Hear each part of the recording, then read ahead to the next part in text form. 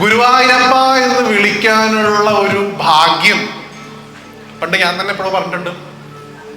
ഒരു സന്തോഷം വരുമ്പോഴും, ഒരു ആപത്ത് വരുമ്പോഴും, ഒരു സങ്കടം വരുമ്പോഴും എപ്പോഴും ഒരു തവണയെങ്കിലും എൻ്റെ ഗുരുവായൂരപ്പ എന്ന് വിളിക്കാൻ നിങ്ങൾക്ക് സാധിക്കുന്നുണ്ടെങ്കിൽ നിങ്ങളുടെ ചുമലിൽ ഒരു കൈ വന്ന് വീഴും എന്ന് ഉറപ്പായിട്ട് വിശ്വസിച്ചോളൂ എന്ന് പണ്ട് എവിടെയോ പറഞ്ഞിട്ടുണ്ട്.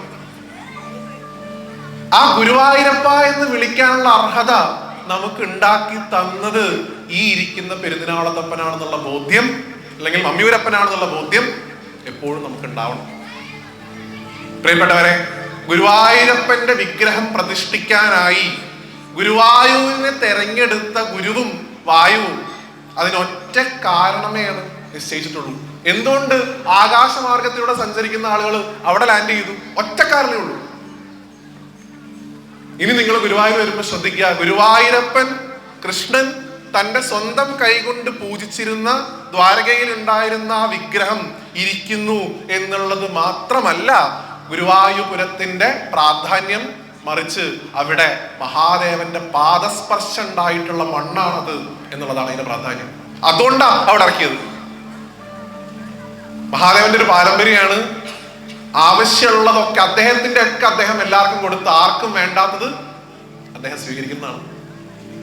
പാലാഴി കടഞ്ഞ സമയത്ത് ലക്ഷ്മിയും ഉച്ചൈശ്രവസ് എന്നുള്ള കുതിരയും ഐരാവതവും അമൃതും വന്നപ്പോ ആൾക്കാർ ഓടുകയായിരുന്നു, ഞങ്ങൾക്ക് വേണമെന്നുണ്ട്. ഹലാഹലം കാളകൂടെന്ന് പറഞ്ഞ സമയത്തും ഓടുകയായിരുന്നു, ഞങ്ങൾക്ക് വേണ്ട എന്ന് പറഞ്ഞിട്ട്. അതിനെ സ്വീകരിക്കാൻ പ്രപഞ്ചത്തിൽ ഒരാളെ ഉണ്ടായിട്ടുള്ളൂ. തന്റെ സുരക്ഷിതത്വം പോലും നോക്കാതെ ഈ പ്രപഞ്ചത്തിന്റെ സുരക്ഷിതത്വം നോക്കി ഭഗവാൻ എന്നാണ് നമ്മൾ പറയുക. കഥയൊക്കെ പറയുമ്പോൾ ഭഗവാൻ സുരക്ഷിതത്വം നോക്കേണ്ട ആവശ്യമൊന്നുമില്ല. എങ്കിലും ഈ പ്രപഞ്ചത്തിന്റെ മുഴുവൻ രക്ഷയ്ക്കായിട്ട് വിഷം പോലും എടുത്ത് പാനം ചെയ്ത ഒരു ഭഗവാൻ, അദ്ദേഹത്തെയാണ് ദിവസവും ചെന്ന് തൊഴാനുള്ള ഭാഗ്യം ഈ ഭാഗത്ത് ജനിക്കുന്ന നിങ്ങൾക്ക് കിട്ടുന്നത്. ഞാൻ കഴിഞ്ഞ ദിവസം കൊല്ലത്താണെന്ന് തോന്നുന്നു ആ പ്രഭാഷണം റെക്കോർഡ് ചെയ്യപ്പെട്ട് കുറെ ആൾക്കാർ കേട്ടു. എന്നോട് പറഞ്ഞു, സ്വന്തം നാട്ടിലെ ക്ഷേത്രത്തിന്റെ പ്രാധാന്യം എപ്പോഴും ഉയർത്തിപ്പിടിക്കുക. മഹാക്ഷേത്രങ്ങളിലേക്ക് നമുക്ക് പോകണം, ഒരു തർക്കമില്ല. ഞാൻ ആഴ്ചയ്ക്കാഴ്ച ഗുരുവായൂർ പോകുന്ന ആൾ തന്നെയാണ്. പക്ഷേ ഗുരുവായൂർ എപ്പോഴൊക്കെ പോകുന്നുണ്ടോ ആ പോകുന്നതിന് മുമ്പായിട്ട് വണ്ടി ഒന്ന് നിർത്തി എന്റെ തിരുമാന്താകുന്നതിൽ അമ്മയെ കണ്ട, അമ്മേ ഞാൻ പോയിട്ട് വരാം, സന്തോഷമായിട്ട് എന്റെ കുട്ടി ഇരിക്കണട്ടോ എന്ന് പറഞ്ഞിട്ടേ ഞാൻ അങ്ങോട്ട് പോകാനുള്ളൂ. അവനവന്റെ നാട്ടിലെ ക്ഷേത്രമാണ് നമ്മളെ സംബന്ധിച്ചിടത്തോളം ഏറ്റവും മഹത്തരം. എന്താപത്ത് വന്നാലും ആദ്യം നമുക്ക് ഓടിച്ചെല്ലാൻ സാധിക്കുക നമ്മുടെ ക്ഷേത്രത്തിലാണ്. അതിന്റെ അഭിവൃദ്ധിക്ക് വേണ്ടിയിട്ട് പ്രയത്നിക്കുകയാണ് ഓരോരുത്തരുടെയും ധർമ്മം. ഇവിടെ ഒരു ശിവക്ഷേത്രം തന്നെ നിങ്ങൾക്ക് ഭഗവാന്റെ അനുഗ്രഹം കൊണ്ട് കിട്ടിയിരിക്കണം. അതുകൊണ്ട് സാധിക്കുന്നുണ്ടെങ്കിൽ, ഞാനിത് പറയുന്നത് ദേഷ്യം തോന്നരുത്, ഭഗവാൻ പറഞ്ഞിട്ടില്ല ഒരിക്കലും തിങ്കളാഴ്ച മാത്രം വന്നിട്ട് എന്നെ കണ്ടാൽ മതി എന്ന്. ഭഗവാൻ പറഞ്ഞിട്ടില്ല ഒരിക്കലും പ്രദോഷത്തിന് മാത്രം ഇങ്ങോട്ട് പോന്നോളൂ, ഞാനിവിടെ ഉണ്ടാവും. ഭഗവാൻ പറഞ്ഞിട്ടില്ല ഒരിക്കലും തിരുവാതിര മാത്രമാണ് എനിക്ക് ഏറ്റവും ക്യാമ്പപ്പെട്ട ദിവസം. അച്ഛനെയും അമ്മേനെയും എന്നും ചെന്ന് കാണുന്നതാണ് അച്ഛനും അമ്മയ്ക്ക് ഇഷ്ടം.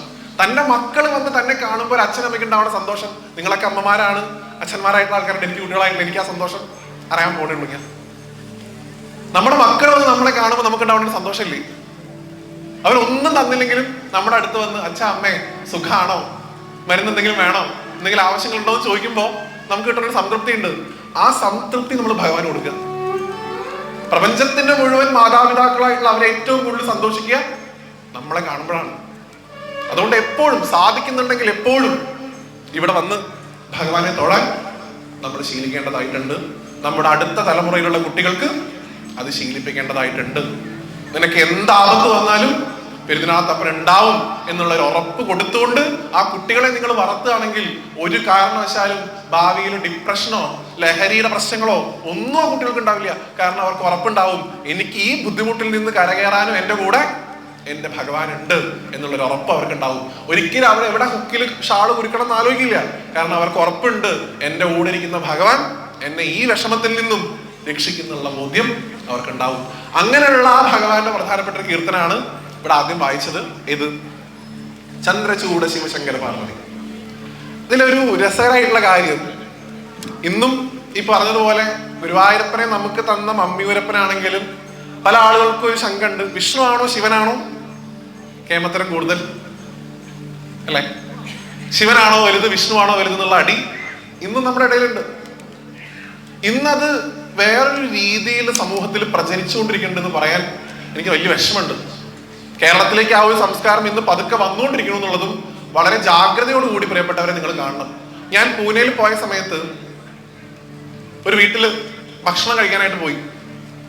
അപ്പൊ അവിടെ ഉള്ള ഒരു കുട്ടി, ഒരു 8 വയസ്സ് 9 വയസ്സ് പ്രായം ഉണ്ടാവുമല്ലോ. ഞാൻ ഭക്ഷണം കഴിക്കുന്നതിന് മുമ്പായിട്ട് ഫോണിൽ ഇങ്ങനെ കളിച്ചുകൊണ്ടിരിക്കുകയായിരുന്നു. ആ കുട്ടി എന്നോട് വന്ന് പറഞ്ഞു, ഏട്ടാ, I use to see your reels, എന്റെ വീഡിയോ കാണാനുണ്ട്. I love you talking about lord Krishna, കൃഷ്ണനെ കുറിച്ച് പറയുന്നത് കേൾക്കാൻ എനിക്ക് വലിയ ഇഷ്ടമാണ്. ഞാൻ പറഞ്ഞു, മോനെ സന്തോഷം, ഗുരുവായൂരപ്പൻ അനുഗ്രഹം, അത്രേ പറഞ്ഞോളൂ. ഈ പറഞ്ഞ ഉടനെ കുട്ടി എന്റെ ഫോണിലേക്ക് നോക്കിയപ്പോ എന്റെ ഫോണിന്റെ വാൾപേപ്പർ ഏറ്റുമാനൂരപ്പന്റെ ഒരു ഫോട്ടോ ആയിരുന്നു. ആ സമയത്ത് കുട്ടി കൈ ചൂണ്ടിയിട്ട് ഫോൺ നോക്കിയിട്ട് എന്നോട് ചോദിച്ചു, ഏട്ടാ, ഹൂ ഇസ് ദിസ്? ഞാൻ പറഞ്ഞു, ഇതാണ് മഹാദേവൻ.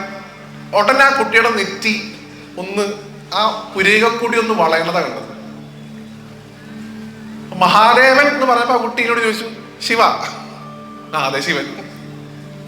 അടുത്ത ചോദ്യം ആ കുട്ടിയുടെ വായിൽ നിന്ന് വന്ന എന്താന്ന് പറയുന്നത്, why you are worshipping Shiva എന്നായിരുന്നു.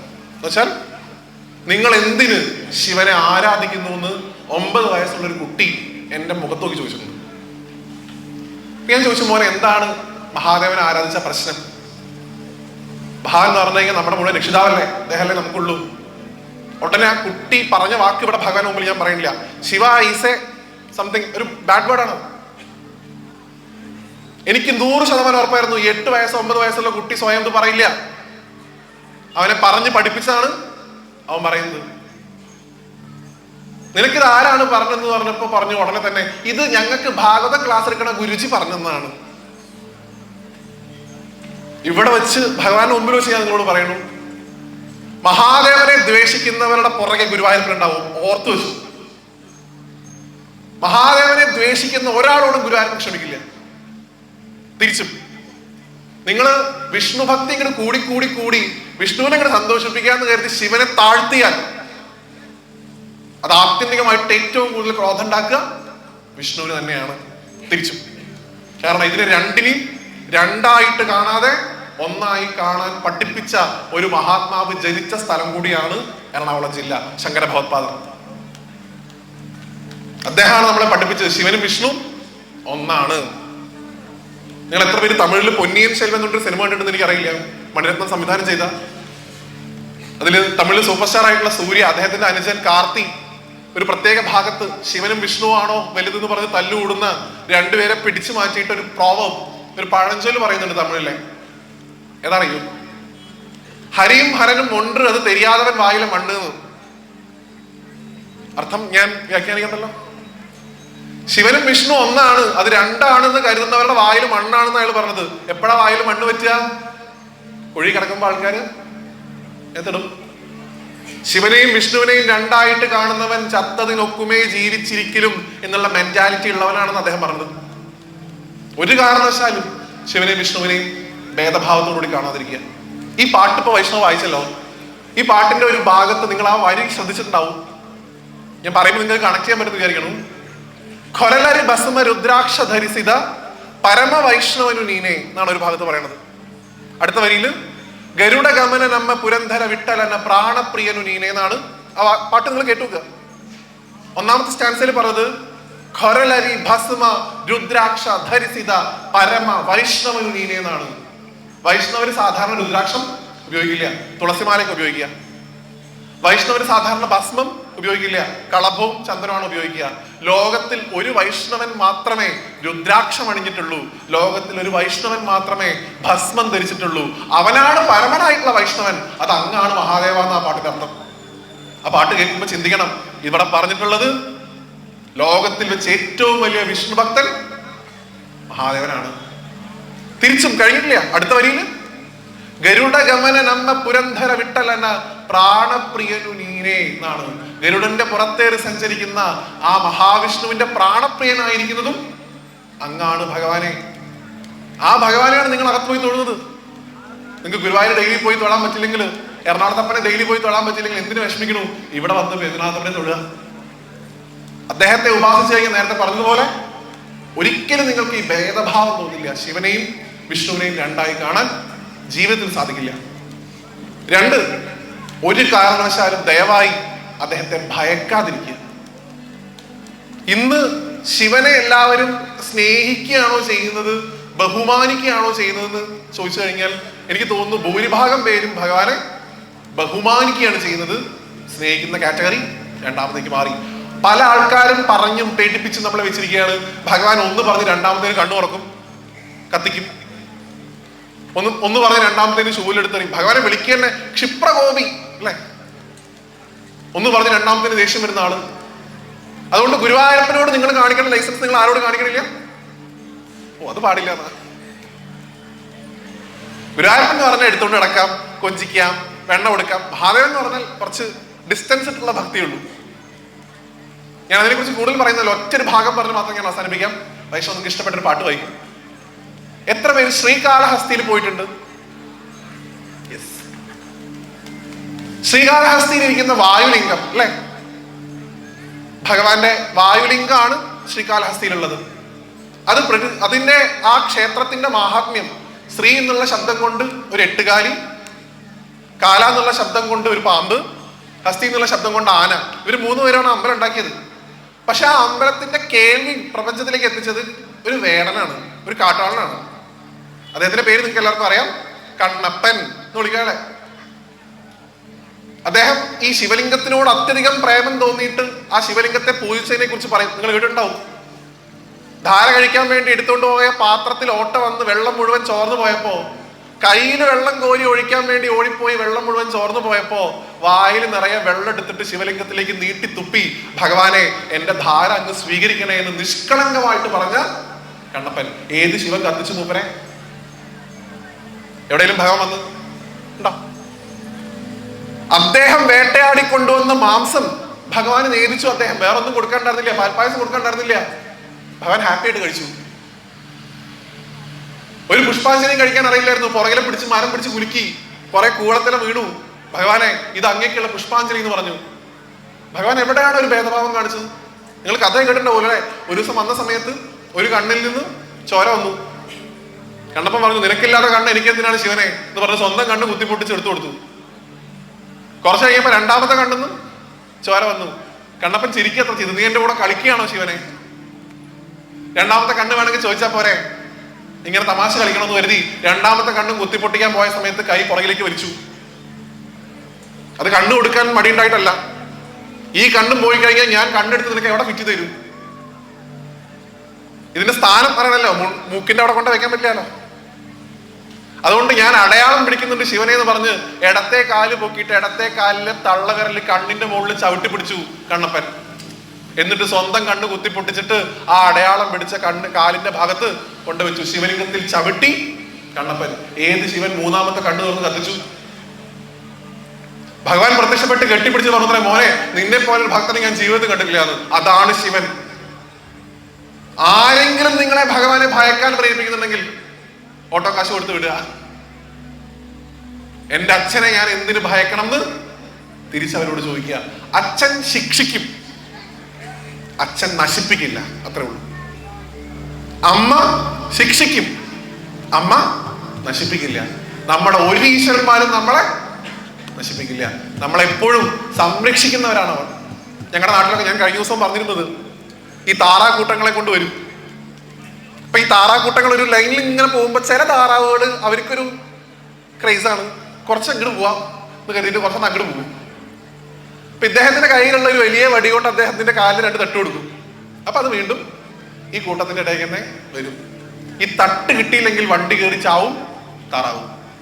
ഈ തട്ടാണ് ഭഗവാൻ ഇടയ്ക്ക് നമുക്ക് ഓർമ്മ തരുന്നത്. നല്ലതാണത്. കാരണം ഹീസ് കൺസേൺഡ് അബൌട്ട് യു. സന്തോഷിക്കുക.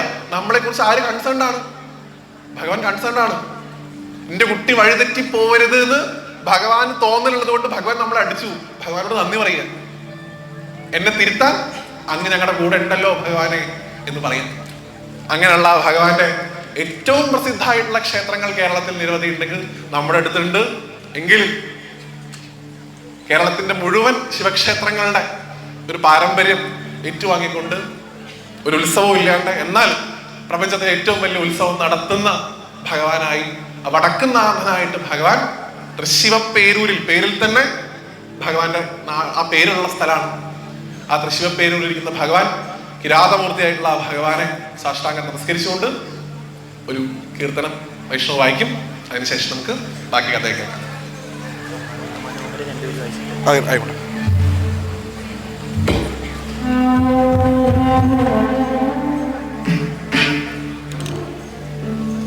മഹാദേവ മനോഹരയാണ് ആദ്യം വായിക്കുന്നത്.